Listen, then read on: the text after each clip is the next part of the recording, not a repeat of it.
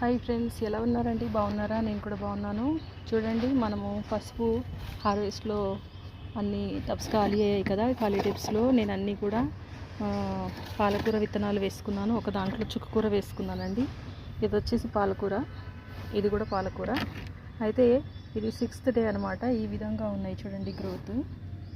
ఒక 1 inch 2 inches అంత వచ్చాయి. ఇందులో అంతగా రాలేదు. ఇందులో చుక్కకూర వేసాను, ఇంకా మిగతా అవి కూడా మిగిలినాయన్ని దాంట్లో వేసాను అనుకుంటా. మొలిస్తే తెలుస్తుంది కదండి. తర్వాత ఏంటంటే ఈరోజు ఇందులో కొన్ని నువ్వులు వేసానండి. ఎలాగుంటాయో చూద్దాం, పండిద్దామని. గసగసాలు కూడా పెంచాలని ఆశ, కానీ టబ్స్ ఖాళీ లేవు.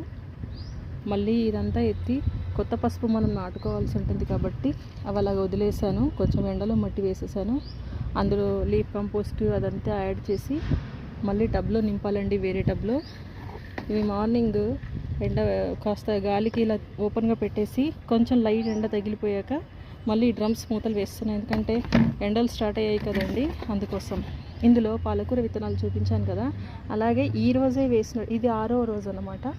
ఇంకా ఇందులో ఈరోజే లైట్గా అలా కొన్ని విత్తనాలు నువ్వులు వేసాను అనమాట. ఆ నువ్వులు వచ్చాక అవి కూడా డిఫరెన్స్ చూపిస్తాను. చిన్న సమయంలో ఎట్లా ఉంటాయి మొక్కలు, ఎన్ని రోజులకు వస్తాయో కూడా మీకు ఆ రోజు చేస్తాను, వీడియోలో చెప్తాను. వీడియో నచ్చినట్టయితే లైక్ చేయండి, షేర్ చేయండి, సబ్స్క్రైబ్ చేసుకోండి. లైక్ చేసిన వాళ్ళకి వీడియో చూస్తూ సబ్స్క్రైబ్ చేసుకున్న వాళ్ళందరికీ కూడా థ్యాంక్ యూ అండి. షేర్ చేసిన వాళ్ళందరికీ కూడా థ్యాంక్ యూ. అలాగే నా వీడియోలు చూస్తూ నన్ను ఎంకరేజ్ చేయండి. అలాగే కామెంట్ కూడా పెట్టండి, మీకు ఈ వీడియోస్ చూసినప్పుడు ఏమనిపిస్తుంది అనేది. Thanks for watching. Bye bye.